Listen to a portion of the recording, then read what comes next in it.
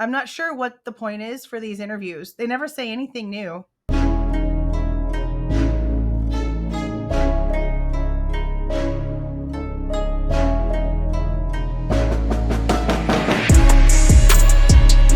Hey guys, this is Jules with True Crime Reactions. Disclaimer. Everything stated in this video is my opinion and my opinion only. And just like everything else in these cases we discuss here on this channel, everything is alleged. Okay, so Bill Thompson and Ashley Jennings both went to do an interview with Anjanette Levy. I recorded myself watching it. Enjoy. Bill, I'll start with you. How are you feeling? You know, we've had some time now. Some time has passed. Dude, Jennings' eyes look massively wide open. I better never hear another guilter say another thing about Kohberger's eyeballs after seeing Jennings look like this. If she does this the entire interview, it's going to be really difficult to keep watching the screen. After this guilty plea. Well, we are certainly pleased with getting a final conclusive resolution to the case. That's a relief for most of the victims as well as for the investigators and for us. But how is it a conclusion when you still can't give us a real timeline? When you're still not telling us the truth about things, when you're still admitting that you don't really have any true evidence, you have this knife sheath. That again, you haven't shown us the Amazon receipts, you're keeping everything hush-hush. And as everyone who's been paying attention to every little thing I've been posting on this channel and has their notification bell set to all, by the time you're watching me review this video, you'd already have known that my knife sheath timeline video is out and shows all of the inconsistencies and how we have no definite timeline on that either. So the fact that he can sit here and be like, oh, it was a great conclusion. How? We realize that there's some folks who would prefer that we had made a different decision. I respect that. Yeah. But we feel like we did the right thing, everything considered, and everything considered. Everything considered. Where we are right now makes no sense to me. It makes no sense to a lot of people. And I know that there's people that you're just never going to be able to change their minds. I'm not one of those people. I am waiting for something to make sense. I am waiting for something to come and connect the dots. But whenever the prosecuting agency stands up in court and says, we cannot put him in direct contact with the house, we cannot put him in direct contact with them, we actually didn't even use the camera that we're talking so much about to validate the vehicle. We had to use one from blocks away. When they cannot definitively actually give us anything, including what time Xana and Ethan actually got home that night, how do we get here?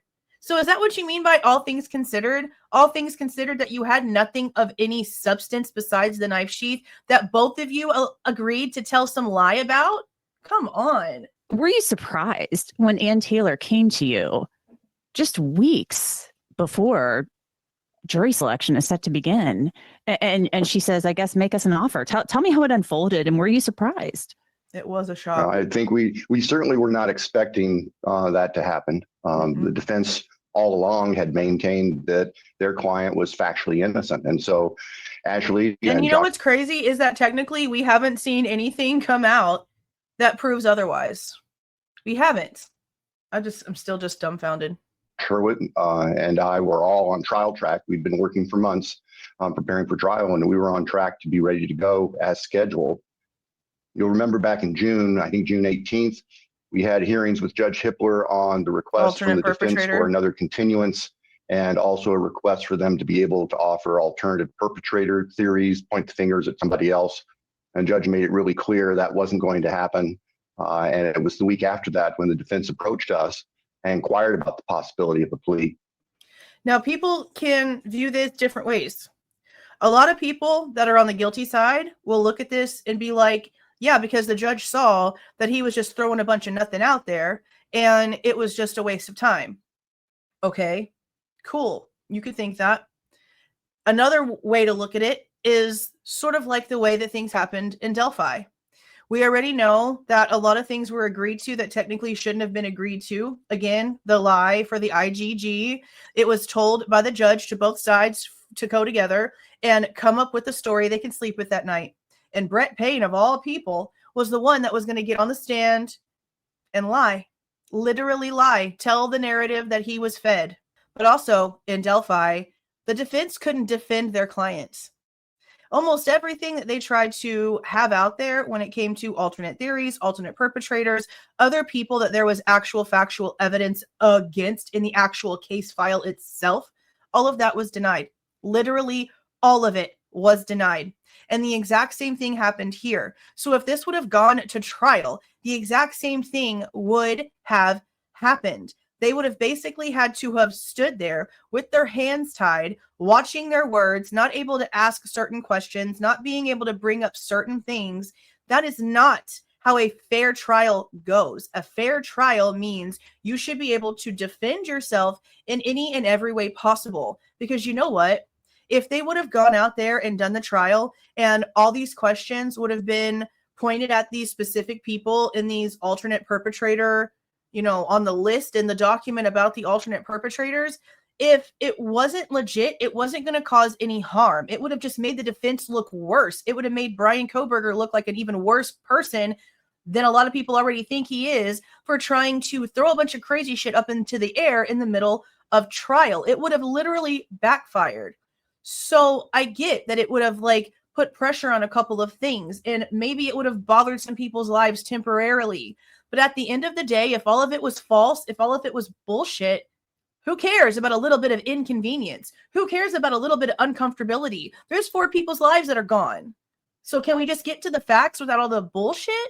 I mean, again, you have to think about this. There was all kinds of people of interest, entire leads that they were going after before the FBI called them that day. And then all of it was just forgotten about. Literally everyone just forgot that they were looking this way or they were testing this and looking at that. They just stopped working in general. When it came to anything important, when it came to any evidence, none of it mattered. They had a name and they just let it go. So again, you can look at it both ways. That the judge saw that they were just playing a bunch of games, whatever, or that the defense saw that they basically were going to be at the trial with their hands tied. So why not have a little bit of control over the way that it ended up going? But then again, you see all of the lack of evidence, and I still don't quite comprehend how we got here. So we spoke among ourselves. We reached out to all the families. They did. And spoke with the families by Zoom, much as the same as we're talking here, or Teams, on Thursday and Friday of that week. Yep. There were a broad range of feelings from the families, and that's what we wanted. We wanted to ask them, what do you think about a possible plea offer? We've been asked about a possible plea offer, and we want your input. We took that and met with the attorney team over the course of the weekend and decided to respond to the defense and simply say that if the defendant wants to avoid trial, he only has one option, and that's to plead guilty as charged to all 5 felonies, waive appeal, so it's final and conclusive and it won't go on. But it's technically not. And I know that nothing has happened. But when you actually dig into the laws, there's still plenty of things that could be done. I'm not saying that they're going to happen, but no appeal does not mean no appeal. That's something that we've come to learn. And know that he was going to be spending the rest of his life in prison. And the following Monday morning, the defense reached out to us and the court and said the defendant was prepared to plead guilty. That's how it happened. What changed, Ashley? Do you know what changed possibly on their side? As Bill just said, they said for years he was factually innocent. That verbiage changed a little bit. I remember Ann Taylor saying at a hearing earlier this year, Your Honor, our client maintains his innocence. She was no longer using those exact terms anymore. What changed? You guys listened to the jail calls. Were his parents kind of saying to him like, hey, maybe you did this? I know she did not bring up the jail calls. Now, I asked for some of this stuff and was basically told no, because there's a certain process that you have to go through. I'm not really quite sure what the process is. It sort of sounds a lot like what we talked about with Pennsylvania, about a certain type of subpoena having to be filed. Not really quite sure. I'll look more into that. But I do know that quite a few people, since everything has happened, have asked for that information, and no one has received it yet. At least no one that's putting anything out there anyway. I don't know. I'm not sure, and only they truly will know what was the deciding factor. But I guess on our side, to back up what Bill was saying, we were at a point in the case where we had gone through several motions to suppress, several pretrial motions. They had exhausted really all of their pre-trial avenues, and came up short for the most part. So I do think that. Well, we don't know that. We don't know that because y'all aren't showing us anything. So until y'all show us what they submitted, We can't validate that anything fell short other than y'all, because y'all had no evidence. Y'all had nothing to present. Y'all showed that. Y'all said that. Bill Thompson, your boss man over there, said that. So you really aren't one to be talking about anybody falling short on anything, because y'all didn't have y'all's ish together either. Let's be so serious. That weighed heavily in their decision about whether or not they truly wanted to go to trial or not. You said under the law, you can't be compelled to force him to allocute. But is this where he's going to give us the bullshit? Oh, this FBI profiler from 2 weeks in before we ever had an arrest said that whoever did this wasn't going to make any sense, so there's no point. I swear. He uses that exact same tired old freaking excuse every time he's asked this question. But why not get a proffer from him? Hey, Ann, like we'll let him plead, but we need to know where he put the knife and how he got through the house and everything like that. Answer a few questions. Why didn't you ask for a proffer? Well, we talked about that among the attorney team, and we made a decision that we wanted to make sure that the guilty plea itself was solid if he was going to plead guilty. Our experience, and Judge Hipper talked about this as well, is that frequently when defendants are being asked to explain, they start to minimize what occurred. They can't be trusted for the truthfulness of what they say. But you can trust that he's being honest when he says he did it? Do you know how dumb y'all sound? And to sit there and be like, oh, he might minimize the situation. Let him. If he's pleading guilty and saying that he did it, let him minimize it however he wants to get to some sort of detail. Let him minimize it to get to the damn location of the knife.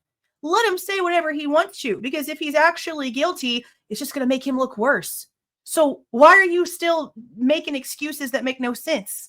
And we elected, in order to ensure a solid, sustainable guilty plea to all the counts, that we would not press for more than what the court was going to require as far as the defendant admitting to the truth of the charges. I mean, you could have then rejected it and said, okay, we're going to trial. If you thought he was minimizing and lying, if you thought he was being dishonest, and he could have led you to the murder weapon. I hear what you're saying, Anjanette, and he could have. We don't know if he would have or not.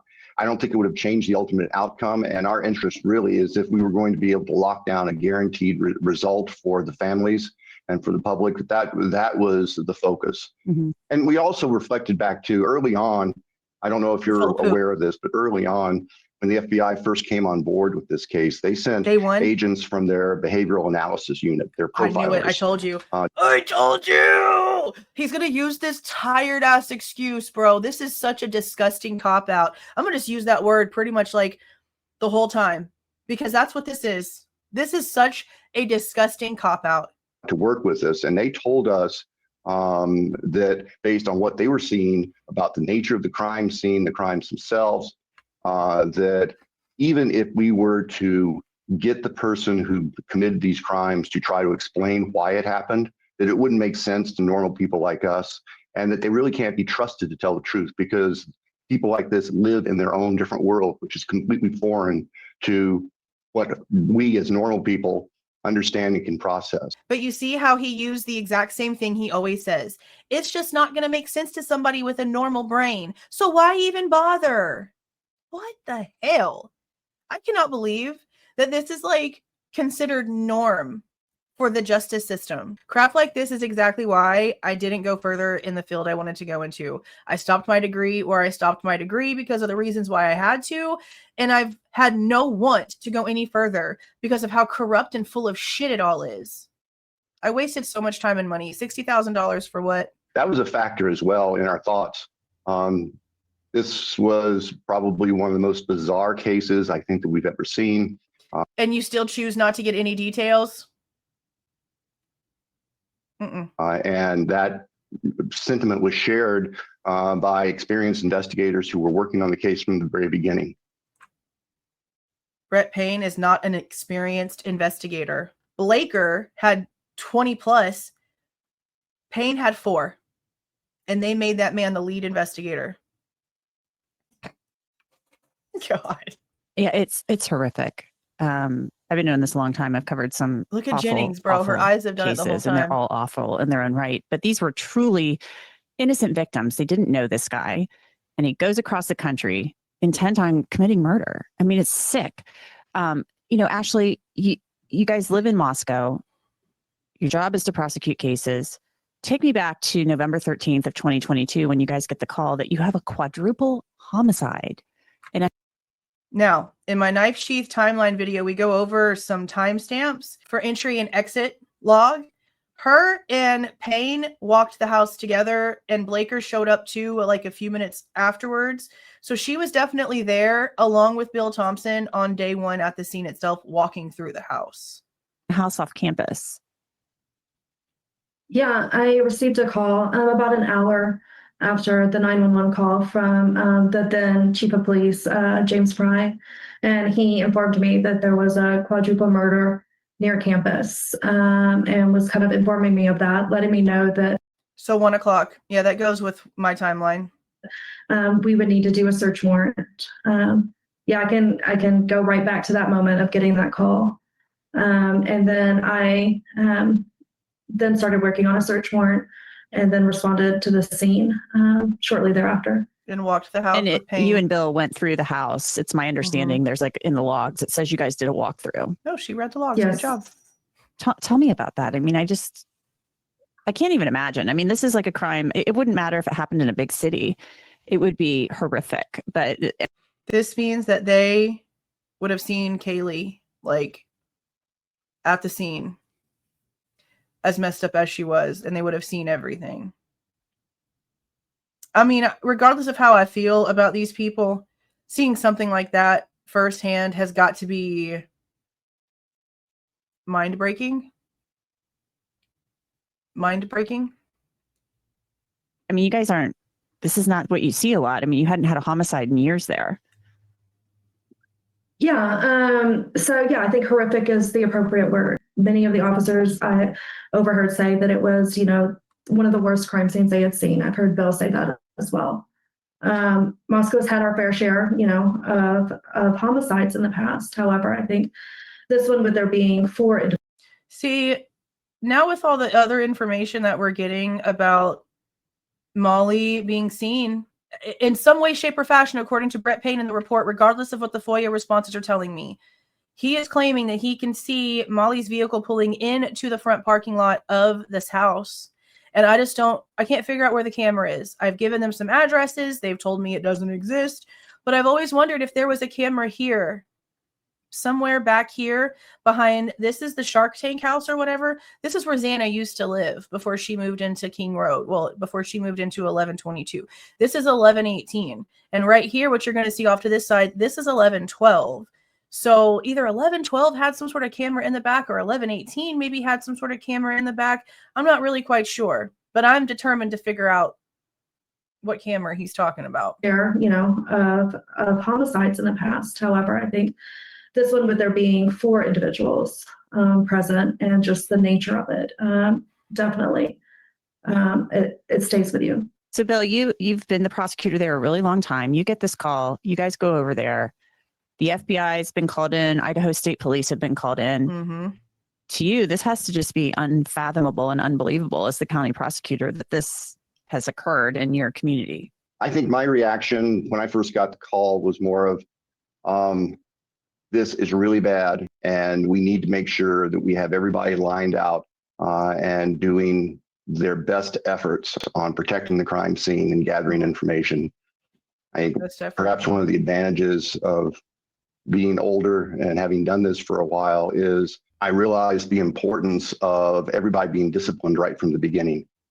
This is the kind of thing, particularly with young officers, everything. And there were young officers who responded to this who had never been to a crime scene like this before, that we had to work hard to make sure that emotions didn't cloud good judgment and good police work.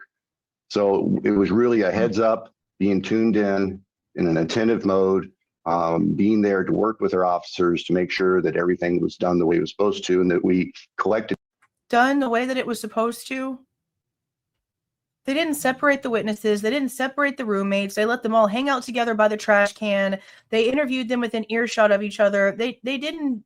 And I understand that, Nunez was young and whatever, but the protocol should be the same no matter what the crime.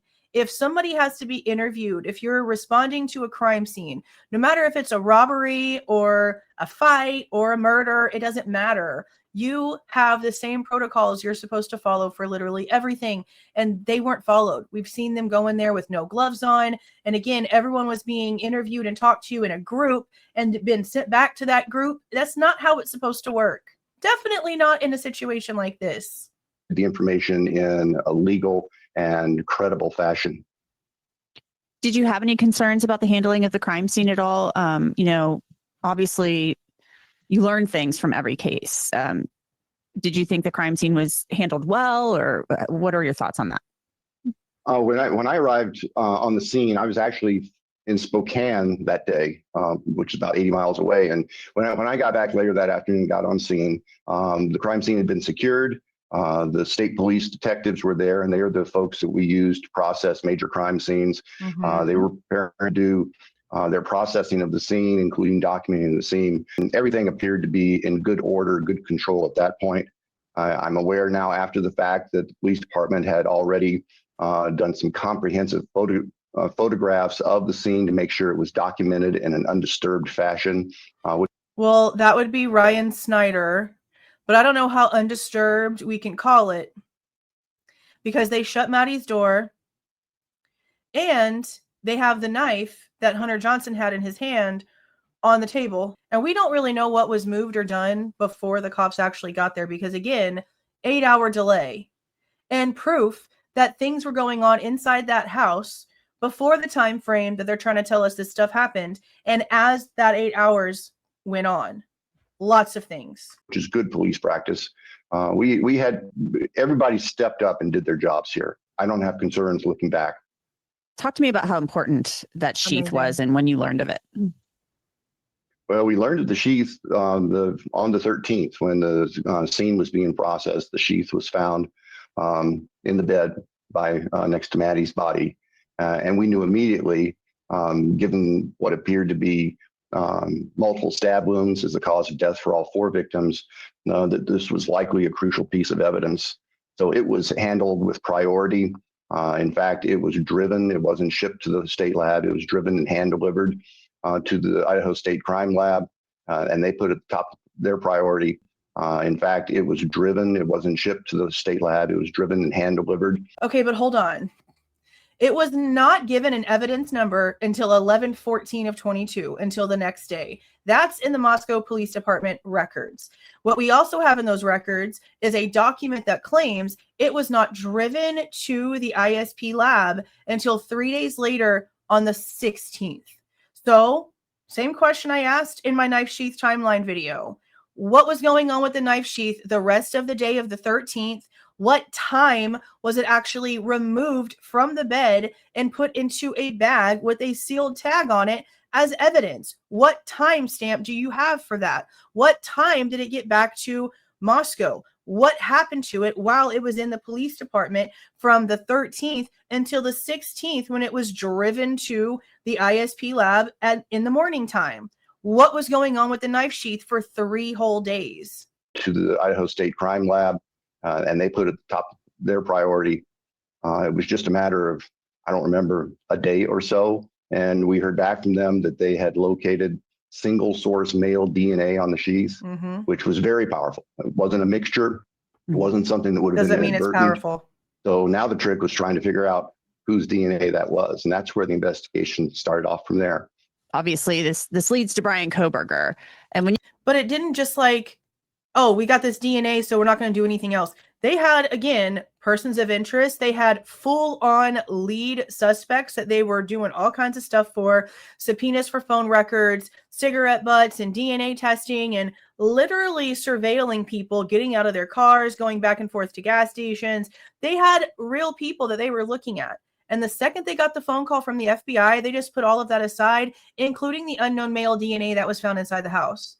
Which, again, I don't understand how those kinds of things are just allowed to be left as unanswered questions, regardless. You'd think you'd want to double check the situation. You guys find out the name Bryan Kohberger. I mean, Ashley, what's your thought? I mean, obviously it's like, okay, he's a Washington State University criminology student. He's at home in PA for the holiday or whatever. But I mean, just no connection that you guys could determine whatsoever to these kids. Yes, when we heard the name on December 19th, Yeah, no at connection. that point, that's really all we had was a name. And it was a new name. It was a name I'd never heard before. Because you have to also remember what we were told, that when they got the name and they looked into everything that they already had received and gone over and subpoenaed and all the things, there was nothing about him anywhere. No tips, no emails, no phone calls, no nothing. No nothing. No one on our team had ever heard before. But we knew that he was a Washington State University student. That was And not taking we a knew WSU. that he drove a white Hyundai Elantra. And from Yeah, there, he the investigation really, it was able to take off from there. Mm-hmm. But the name, meant nothing to me in the very beginning because I'd never heard it before. It had not been someone that we had been focused on. We had never heard it before. But after that, the investigation really took off. We were able to do multiple search warrants looking into the defendant, getting his financials, Which didn't end up mattering. Because remember, they also lied to us about those. They tried to tell us that after a certain date, he stopped using his ATM card or his debit card, whatever, for his bank account and started only using cash. But then we had documents come out that literally shows transactions like with his card way past the dates that they try to say, oh, he stopped using his card so he could be, less traceable. And then we have a whole list of transactions. Pretty much everything. Literally everything. I'm not going to say pretty much. Literally everything that they tried to submit was useless.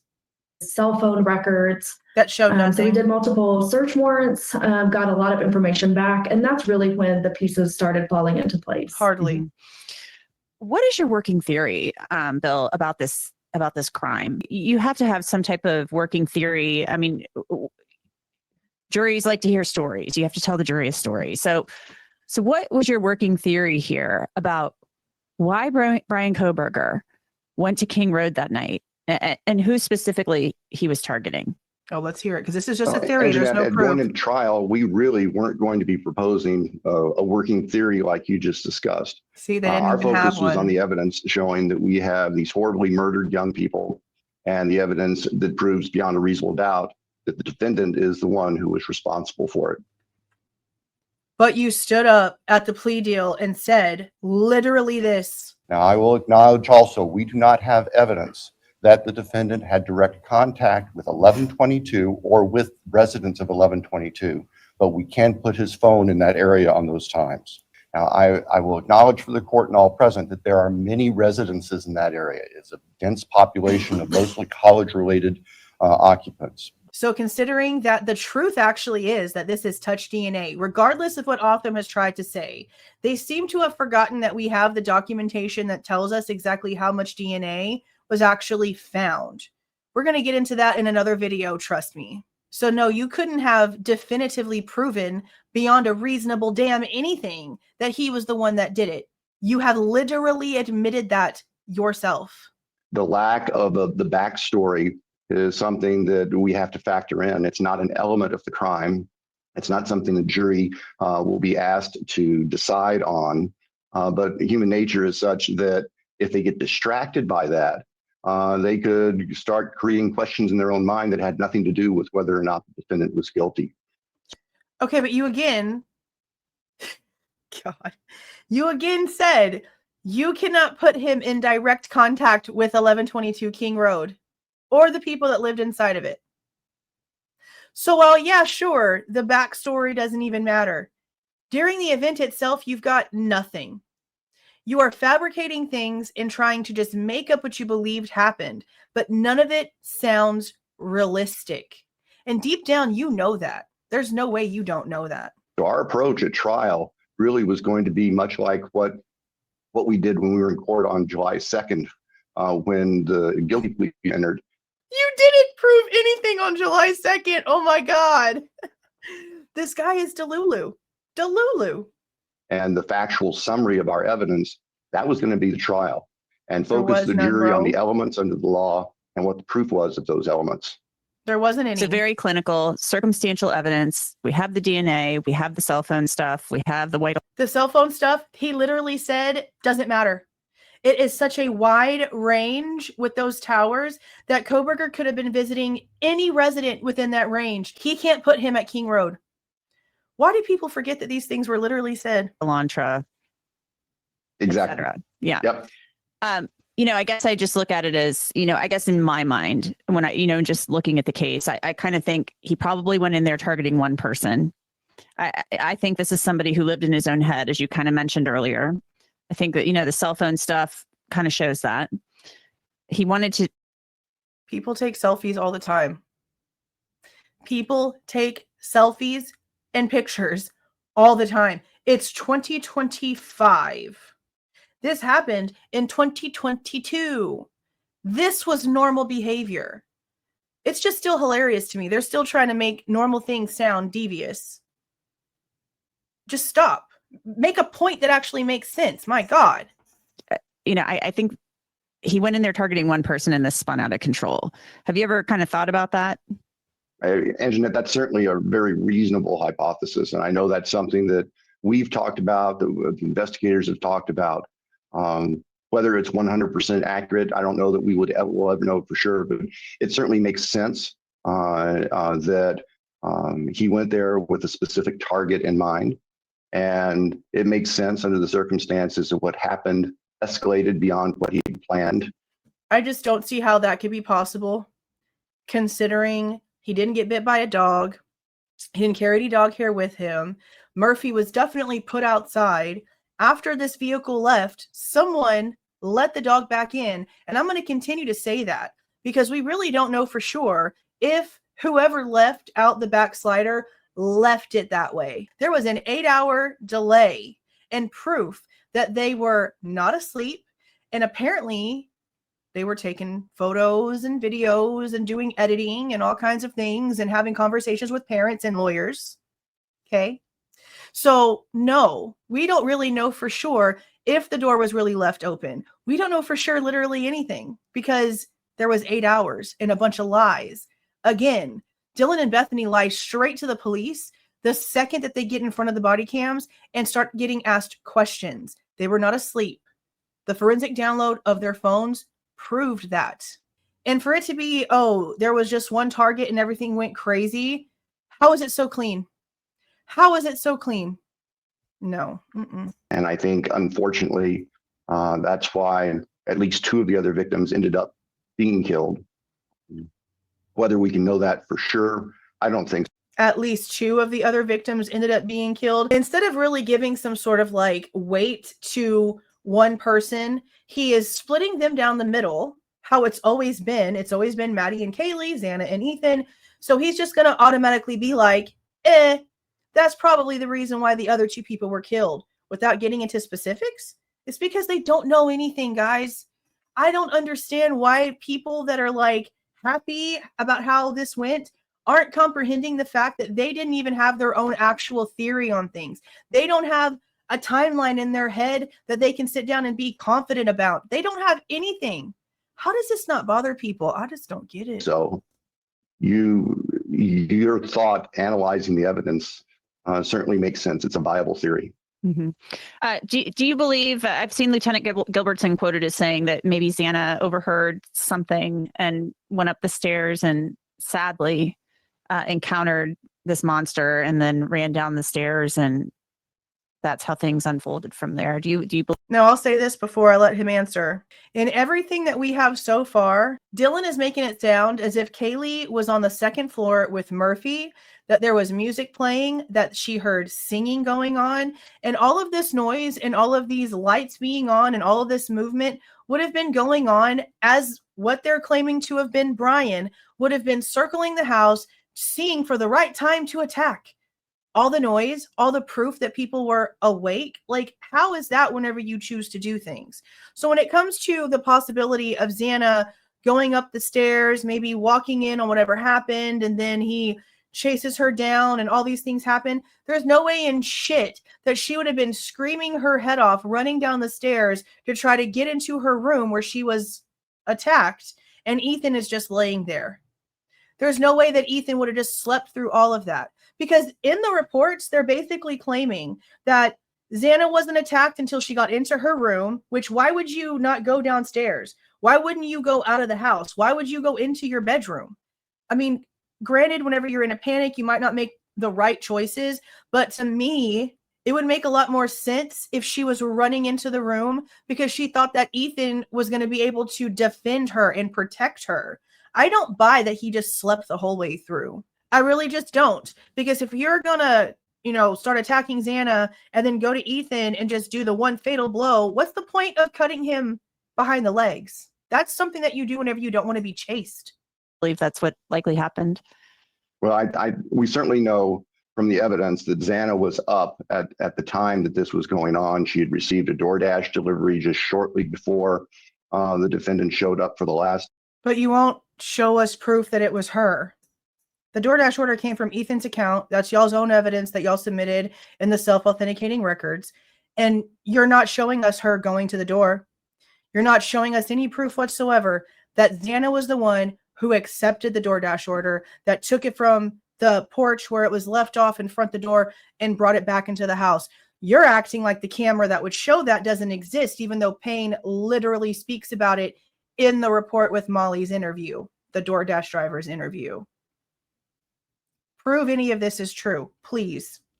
And so it appears likely to us that she was awake, that she heard something and responded to that and encountered the defendant. And that's what escalated the homicides to include her and Ethan as well. We think that's a very likely explanation of how they became victims. Very likely. Very likely.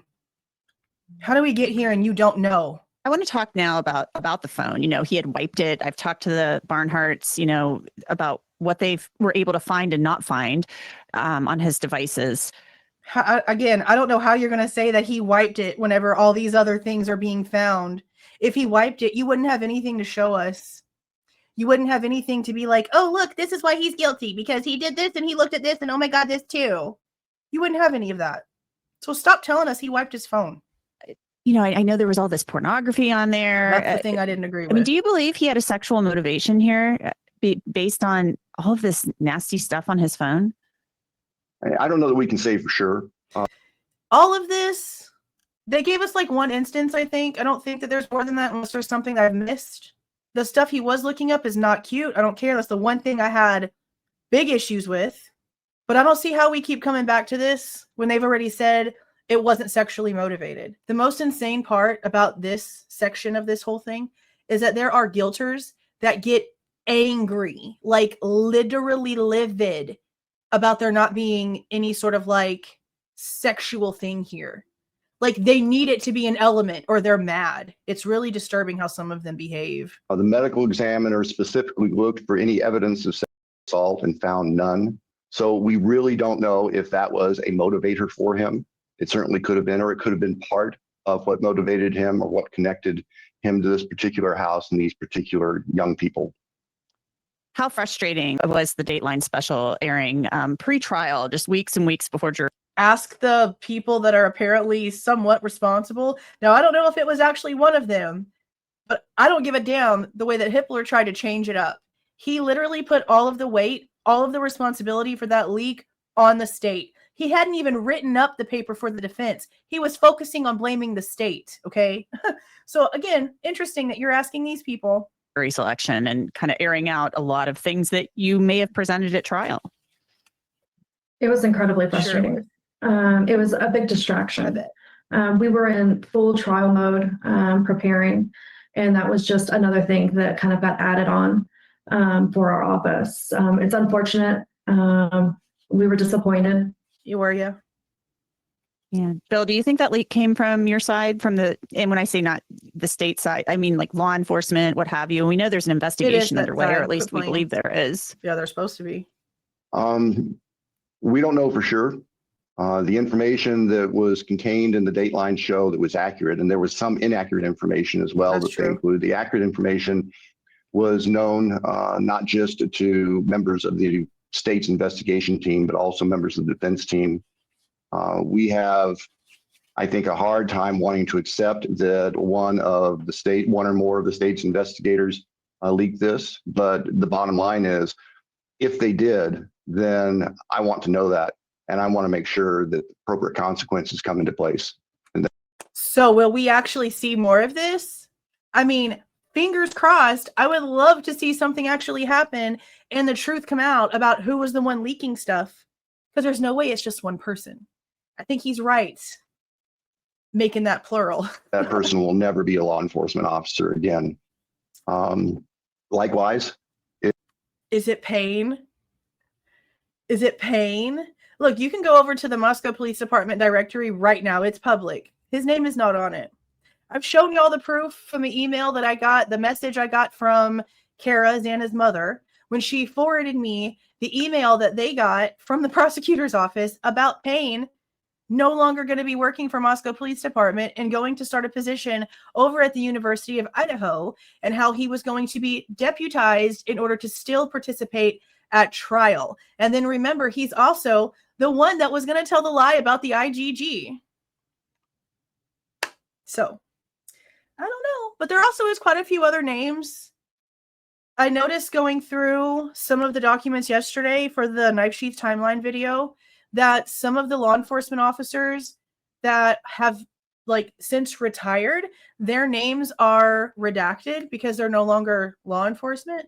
So I guess it could be one of them too. If it didn't originate from somebody on the state's side, I think we need to know that as well. And that person or those persons need to be held to account. If it's I don't care whose side it was. I want to see the culprits. I want to know who it is. I don't care which side. I want to know. What happened was outrageously reckless. Yeah. And I think the words disappointed and frustrated probably understate quite how I felt at the time. I probably used some shorter, more direct words about how I felt and how I still feel about it. Santa cussing? I can see that.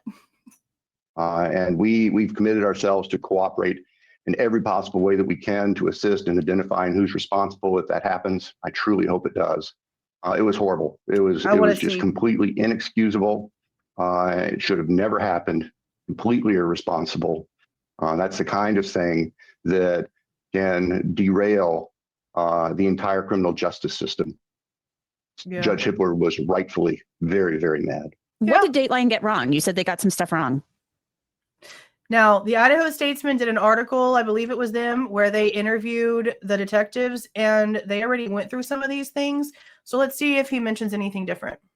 Well, I'd prefer not to say that right now because I don't want to be generally publicly known what was right and wrong from our perspective.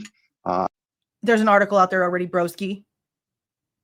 What? Is it because you don't know? Is it because you literally just don't know and she threw you off? That's what it looks like. I think that's information that's going to be important to the investigation. So as much as Ashley and I would love to sit down and just say, well, we went through it and here's what's correct and what isn't, that's something we can't do right now. Sorry. Would you have been able to charge him? Even if you had found him through the white Elantra, needle in the haystack search, would you have been able to charge him without the sheath DNA? We've talked about it and we haven't had to make that decision. Fortunately, we had the sheath DNA, which really was kind of the icing on the cake, so to speak. You'll note it was not the icing on the cake. It's your entire freaking cake. What are you talking about? They always want to lie when they get to this. They know damn well it would have never happened. Literally everything about this case was reverse engineered to fit Bryan Kohberger. They were not looking anywhere near him. So why they keep coming out and trying to pretend like they'd eventually have gotten there? No, you wouldn't have, bro. No, you wouldn't have. Notice that we did not file charges, though, until we had at least a preliminary DNA match with the paternal DNA from the trash pull that the FBI conducted and the cotton swab that came back from the lab as having the DNA of the father of the person whose DNA was on the sheath. That was what put us over the top for feeling comfortable filing charges back in December of 2022. And then, of course, once we had the defendant in custody and we obtained a direct DNA sample from him and had the positive match, we knew we had our person. But all you've done is yet again prove that the DNA was all you had. You literally said yourself for the 13th millionth time, that you could not put him at the house, that you couldn't verify that he was stalking them or doing anything else. As a matter of fact, you stood up in court slamming the damn tables, demanding that we understand that the stalking allegations were false. So please explain to me how you actually think in that brain of yours that you would have gotten to Kohberger without the knife sheath. Were you ever worried though about going to trial, like that maybe there would be somebody on the jury that would, I don't know, were you concerned at all? Because maybe somebody would see it that way. I mean, I don't know. They were going to go to plant. What do you mean you don't know? Why can't you just be honest here? I feel like she is really trying to be like, okay, but what else did you have? Okay, but where's the substance? But she's just not really wanting to come out and say it. Because if he's going to sit here and be like, oh, we were confident that it was going to be going our way, knowing what he's already admitted they did not have, he's lying. But that's what lawyers are. They are literally paid to lie. They are professional liars. There's always a gamble going to trial.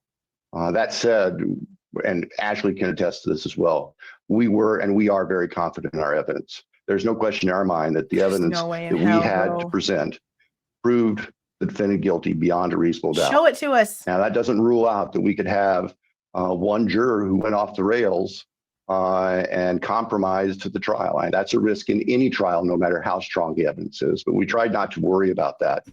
That's just a fact of life in the law Strong evidence, you say? Is it in the room with us? profession. That's the inherent risks of trial. Mm-hmm. The beauty of the guilty plea is we avoid that risk entirely. There is that advantage, but that wasn't part of the decision for offering the plea and accepting the guilty pleas. Oh, so you want the public to know that your evidence or lack thereof and the possibility that somebody on the jury could be hip to the bullshit and the fact that you ain't got nothing, you want people to know that had nothing to do with us accepting the plea deal. We weren't worried at all. Okay. Ashley? Yeah, I could just echo what Bill said. I think he said that perfectly. Of course, you don't have an original thought. That's not shocking. You see what I mean? Nothing new, nothing of substance, just more of how they really had nothing but the knife sheath. And that's the one thing that they are being the most secretive about. It's really absolutely insane. But let me know what you guys thought about this down in the comments. If you like the way that I present this information and give my opinion, please don't forget to leave a like on the way out. Subscribe to the channel if you have not subscribed already. And please don't forget to make sure that that notification bell is set to all so you don't miss any of my rants, reviews, reactions, updates, or deep dives. See y'all.